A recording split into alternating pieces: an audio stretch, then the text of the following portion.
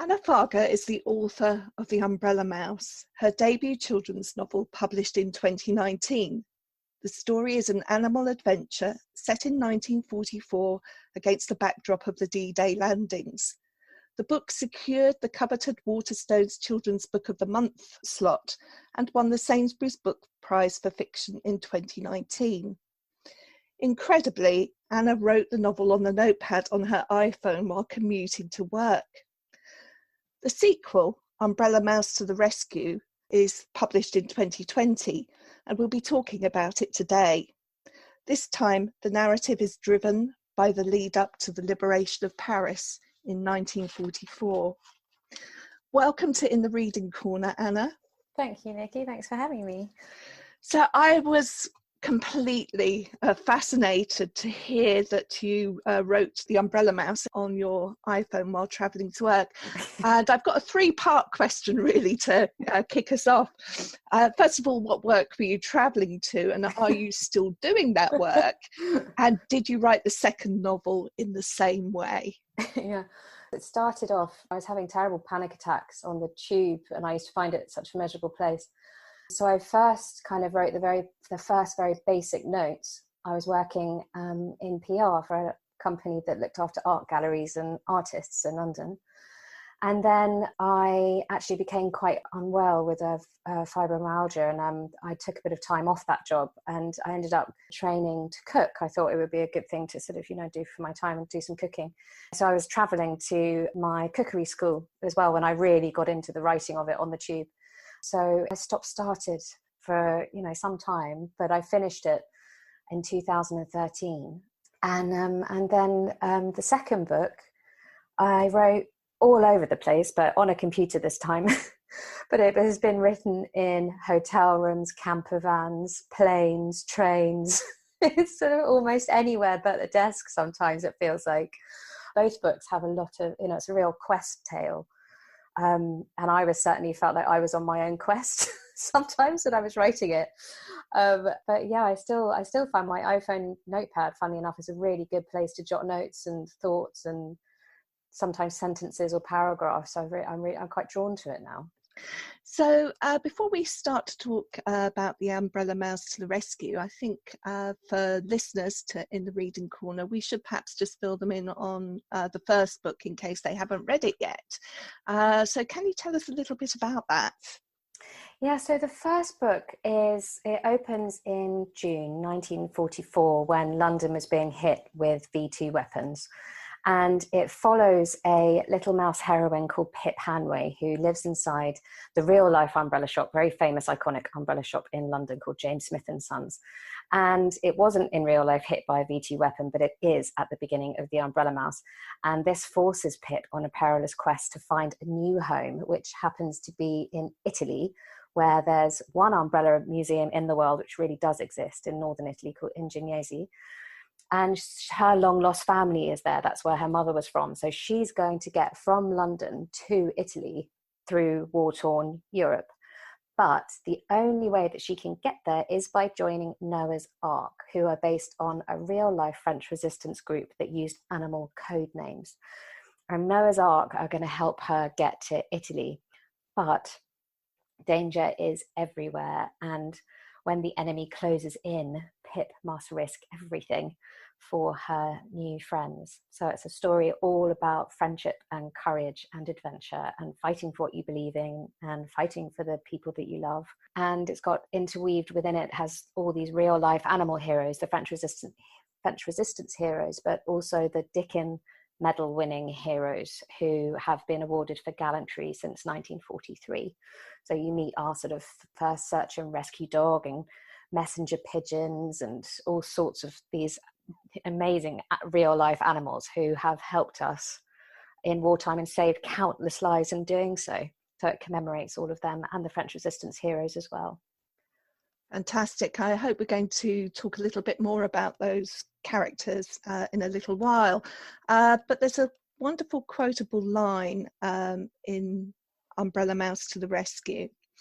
We are never the same after we lose the ones we love, but the dead will never die if they're not forgotten. That's a sentiment that is really at the heart of commemoration and remembrance. And I know that the umbrella mouse was partly inspired by family history. Can you tell us a bit about your grandfather's story? Yeah, so this amazing story. My mum wasn't very well when I was growing up, and I had been given this project by my English teacher at the time, and they wanted us to interview an inspirational person, and I was really struggling to concentrate because I was worried about my mum. And my dad told me this story about his father, and his father was a very courageous pilot in the RAF. And in 1944, his Spitfire was shot down over Brittany. And when it crash landed, he was incredibly fortunate because he was rescued by villagers fighting with the French resistance, because downed airmen would most likely have been shot. And they kept him in hiding for a period of time. And on the night of his escape from Nazi-occupied France, a teenage girl led him over a minefield in the pitch black on a moonless night when you could sort of barely see your hand across your face. And this teenage girl led him over this minefield, laying white handkerchiefs on the ground so that he could navigate his way through this minefield without getting hurt. And he survived because of these people, and, you know, ordinary men and women and children like you and me. And sadly, a number of them were killed shortly after his escape for helping him. And when I heard that story, aged sort of 12 or 13, I suppose, I was just, all my ears just pricked. I just suddenly thought, wow, the French resistance were such a daring, gripping, amazing, you know, they were spies, and they were just, but what's so incredible about them is that they were ordinary people. They weren't kind of James Bond with MI6. They were just, you know, people like you and me. And so I just thought there was this opportunity to remember the French resistance in a new historical work of fiction that might encourage children, like I had been encouraged at that moment, to read more and learn more. It's an incredible story, and it's a story really about how ordinary people do extraordinary things. Yeah. Did you know your grandfather? You say your father told you this story. No, it's so sad. He died. We're not entirely sure what happened, but it's either that he choked and had a heart attack, and he died in his 60s, and I was only 2. So I only have one memory of him, and that was my older brother running out to meet him at my parents' house, and the smell of pipe smoke. And otherwise, I didn't know him, sadly. So before we talk about Umbrella Mouse to the Rescue, we've mentioned the French resistance. Tell us a bit about Pip and other members of your Noah's Ark. You actually celebrate quite a number of the female resistance movement. Well, when I was doing my research, when I knew I was going to write this French resistance story, and I came across this, unbelievably impressive woman called Mary Madeleine Fourcade. And she was the only woman to head a significant resistance network during World War II. But she isn't that well known. And that's largely because Charles de Gaulle chose not to remember her when he was awarding all these resistors at the end of the war. And I read her memoir, and every single page, I just encountered the most incredible sacrifice and bravery and just wit and guile, and I just couldn't stop thinking about her. And when I found out that she had assigned her network of spies animal code names, she had about 3,000 members in this group, and many of them they had their own animal code names, so they didn't know each other's real names, but they knew each other as tiger, spaniel, hedgehog, eagle, all these incredible, such an imaginative way of communicating. And the Gestapo gave them the nickname Noah's Ark because of these animal code names. And hers was Hedgehog. So you'll see her in the Umbrella Mouse in this form with some of her closest allies. So there's also Eagle. And I just had this sort of vision of, because I loved Animals of Farthingwood and Watership Down and Warhorse and things when I was growing up. And I just thought, God, this is perfect. This is just the right thing. And I think what I think is so enticing about that is that, especially her own as Hedgehog, because she was this very attractive, she was a young mother of 2 children that she had to put into hiding. And she even gave birth to her 3rd child when she was on the run from the Gestapo during this period. that the hedgehog was such a brilliant code name for her because she looked so unassuming. But when you see a hedgehog, you know, they're sweet, they're not very threatening, but they can be incredibly stubborn when they're in a ball. And that's why she chose that code name. And so when I go into schools and bring in my teddy bear of a hedgehog, you know, kids really picture her and they love it. And it's so cool to be able to go in and tell them about these incredibly brave human beings who sacrifice so much for your freedom and mine. And I just hope that they might remember her and want to learn a bit more about the resistance in general, because they were such a riveting, brave group of people. There's another resistor in the Umbrella Mouse called Hans Scholl, who's actually a German resistor, who we don't hear about as much in this country than you do in Germany, but he resisted the Nazis in Munich with some friends from university, and he and his sister Sophie, sadly, were executed for doing so.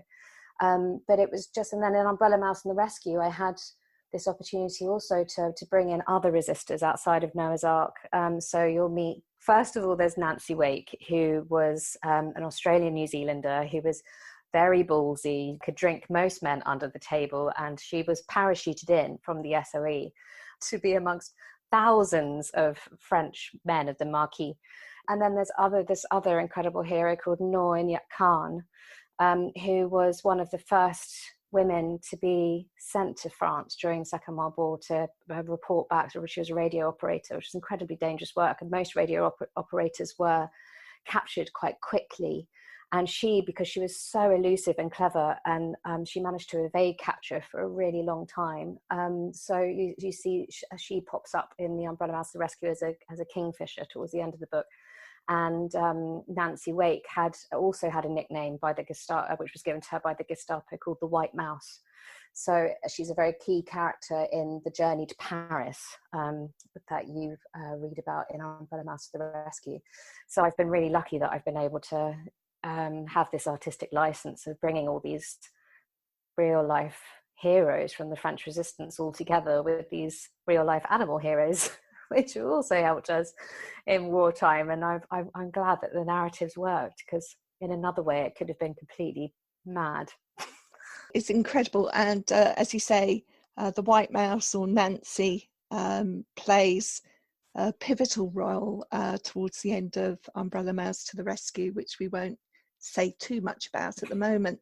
But I think a time has come for us to tell our listeners a little bit about what happens and what drives the narrative in Umbrella Mouse to the Rescue. Could you tell us about that? Yeah, so sadly everyone that you meet in the first book doesn't make it all the way to the end of the story, but so it opens with a funeral, remembering those that have passed away, and they know that they have to get to Paris. They've had information from their headquarters in London, which is very loosely based on MI6, which is who MI6 and the SOE, which Noah's Ark communicated with in real life. And they get a message saying that they have to help the humans liberate Paris, and that the war was in the Allies' favour, because after D-Day, everything changed in the Second World War. It was such a pivotal victory for the Allies, and they did move very swiftly across France towards Paris.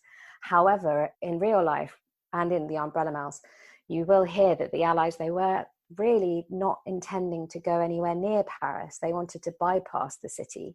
However, the civilians of Paris, knowing that the Allies were nearing their capital city, they made a huge civilian uprising to weaken the enemy and also to prove to the Allies that they could come.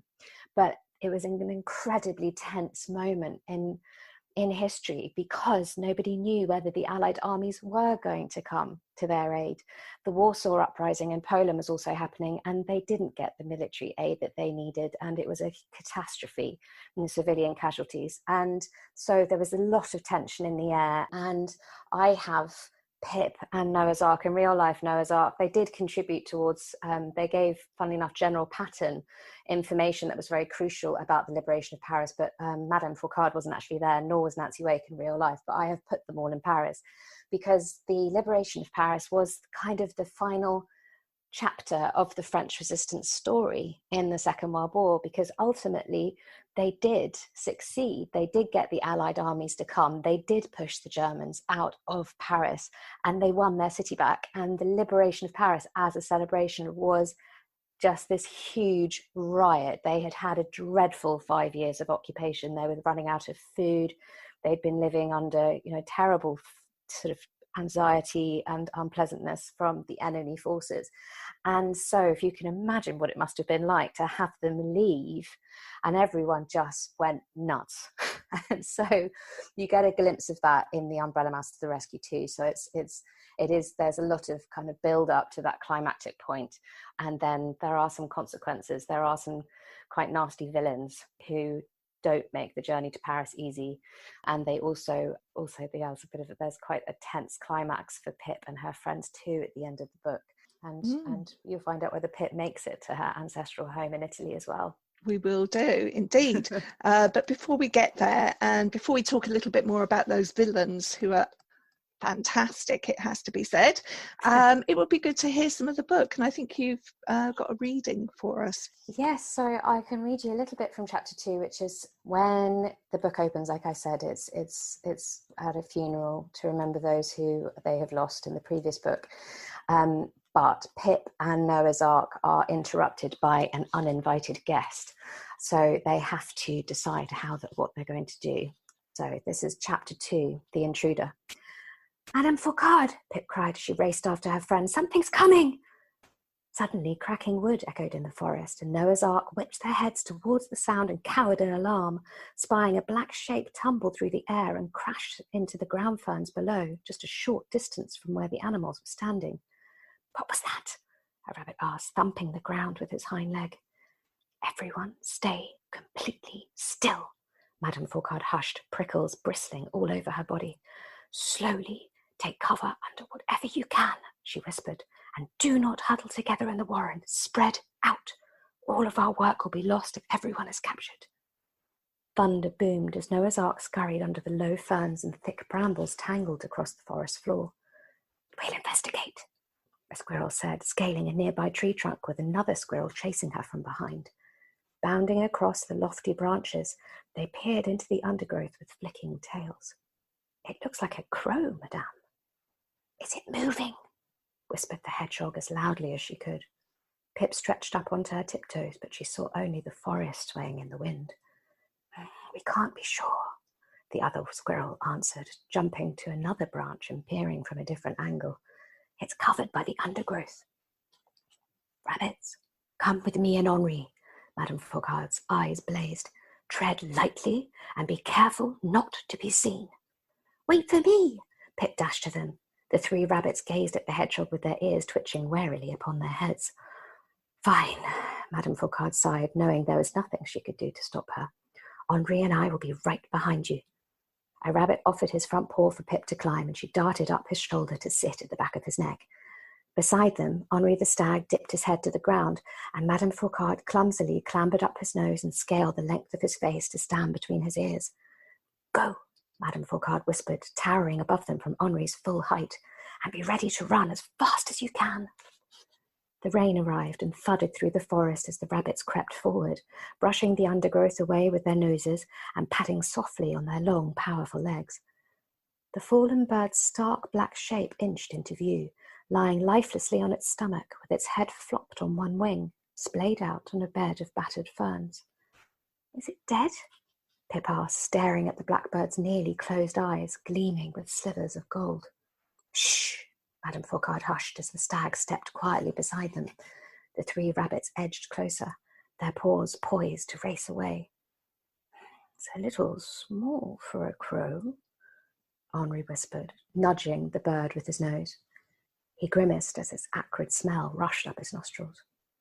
"Whatever it is," the hedgehog said, gazing into the treetops, "we can't stay in the open like this for much longer. It could be a trap." The animals looked into the forest with their hackles rising.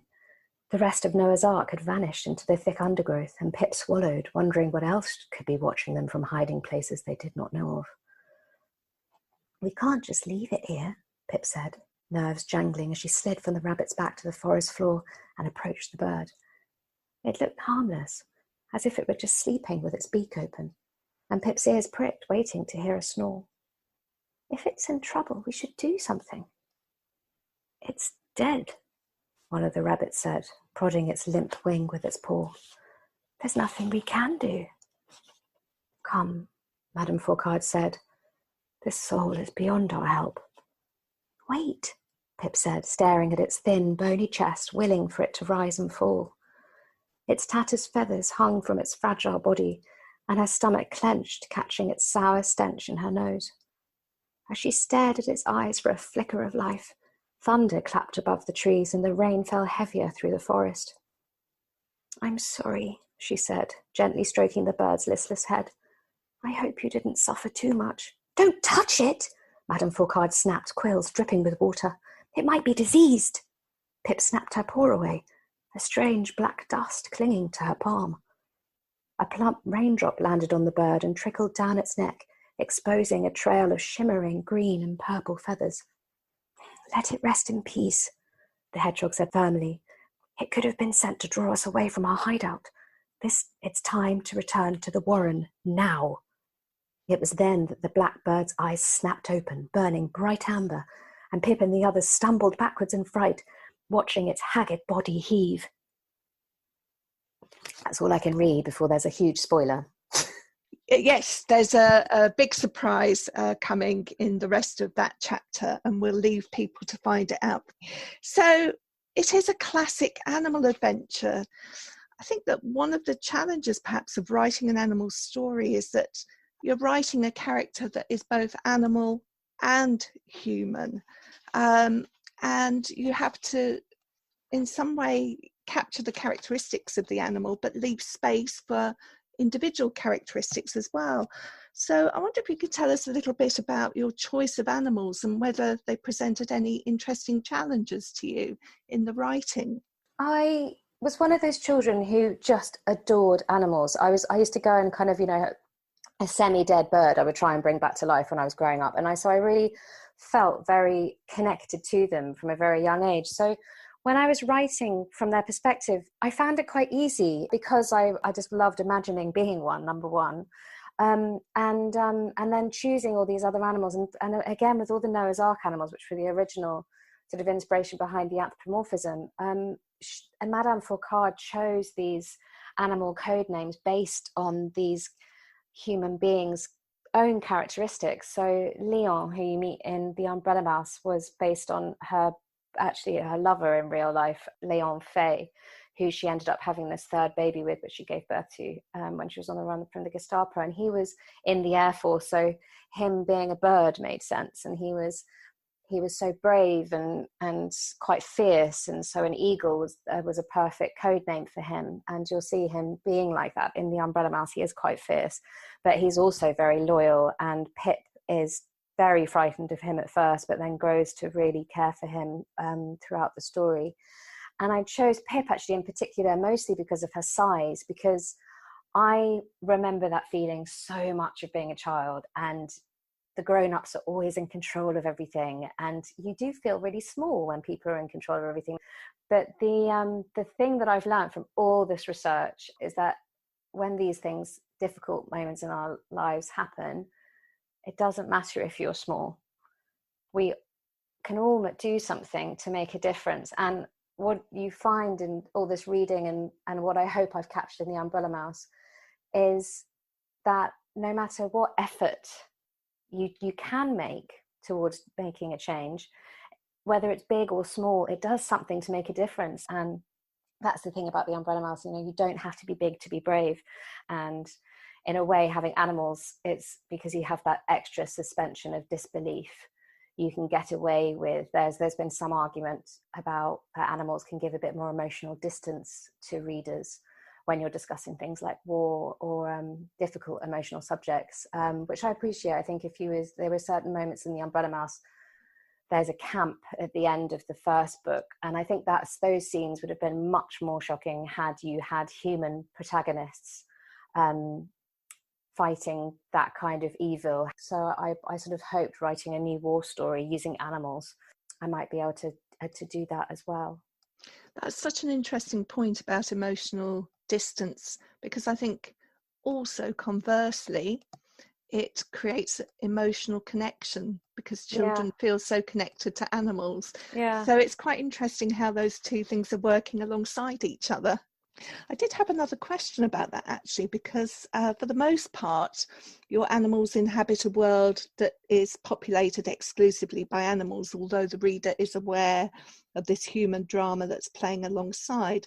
But there are a few instances where the animal and the human worlds collide. And I wondered whether writing those scenes required you to adjust your writing in any way. Yeah, I think yes, it did. I mean, those scenes I was really inspired by because I loved The Borrowers and also The Rescuers. Those books, which I think informed all of those scenes. But I worried a bit about the juxtaposition of both of them because obviously it might be slightly jarring when you're reading them. But then in other books, you have a sort of encounter with humans in some of these anthropomorphic books. I can certainly Watership Down. I mean, they have words for car, a hoolaroo and things like that, which I decided not to do just because I felt I always had this kind of fantasy, I suppose, when I was little. And even now that you could have a little mouse watching you from the corner of your shop and be curious about the human world. I mean, I suppose, Goddess, I've just suddenly had a thought. It's a bit like kind of Ariel in The Little Mermaid, where you've got the mer world and you've got the human world and how they collide as well. But it's great fun because you have this complete kind of riot in your imagination. And as long as your publisher doesn't think you've completely gone round the bend, you can write it into a story. I'd like to pick up on some of obviously the war is a jeopardy in itself, but some of the other tensions that are created in the book. First of all, by your villains, the shrikes. That was an inspired choice of villain because these are real birds, aren't they? Yeah, they are real birds. So there was, in the French Resistance, there was this terrible, I mean, really barbaric, and I can talk about him here because your listeners are more grown up, but there was this, a man called Klaus Barbie, and he was part of the purge of the French Resistance because once D-Day happened, there was this huge search for anyone who had helped the Allies win on the Normandy landings. And so it was really appalling, the treatment that happened. And Klaus Barbie was involved in that. But his nickname was the Butcher of Lyon. And I obviously didn't want to bring him into a children's book because he was too savage, but I just felt like the butcher was so interesting. And then I just thought butcher bird, and I put in butcher bird. And then suddenly I found out about the great grey shrike. They are predatory birds, which are like little sort of hawks. They've got these hooked beaks, but they don't have the talons. So they're vicious things, and they impale little rodents and lizards on thorns. And they've got these black masks around their eyes, a bit like kind of bandits. And so often when I'm writing, I have this kind of twinge in my gut that says, that's it, do it. That's what you've got to do. And I find when I'm researching, I often find if I haven't got enough twinges, it's because I haven't researched enough. And so the butcher birds were, thanks to the historical research, mostly because of Klaus Barbie and the Butcher of Lyon. And he was so predatory and frightening that I wanted the butcher birds to kind of capture a bit of that. Lovely to hear how those things kind of arise, all not really serendipitous because you are searching for something, but that's not necessarily what you were expecting to find, and it crops up and offers itself to you to be used in your writing. And I think we've just got time to talk about one other thing, which was a favourite scene of mine in the book, and that's your journey into the catacombs, which is a sort of GCHQ, isn't it, Yes. down there? And I just wondered, had you been to the catacombs? I mean, what a fascinating place that is. Oh, it's amazing. Yes, I have. So I was really lucky that a friend of my parents had a flat in Paris, and she let me stay in her flat in Paris for a week to research. And I went to the catacombs, and I was really, because I'd always been slightly curious about them anyway. My family, we always used to go on these very kind of cultural holidays, and we'd be dragged to various bits and pieces, and I always quite liked the macabre. So when I did this tour of the catacombs, I was just like, this is perfect, because it's, it's so secretive. It's this sort of secret labyrinth underneath Paris, and the French Resistance actually didn't use it. I couldn't find any evidence, but the leader of the Paris uprising, Colonel Roll, did have his headquarters just next door in a bunker very close to the catacombs, and he used bicycles to generate electricity as well. So you'll see in Umbrella Mouse to the Rescue, there is a secret chamber of animal resistance characters which use bicycle generators and are very close by to Colonel Roll's own hideout. And it just really captured my imagination. Anna, it's been a real pleasure talking to you today, and for giving us such a rich background into your stories. Thoroughly enjoyed reading them, and I know that our listeners, teachers, enjoy reading them to their classes too. So thank you for joining us today in the Reading Corner.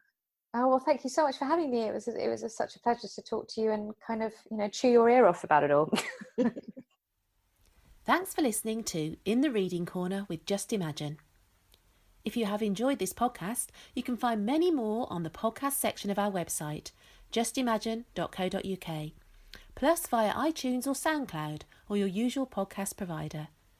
Don't forget to pass the pod and recommend this fantastic free resource to your friends and colleagues.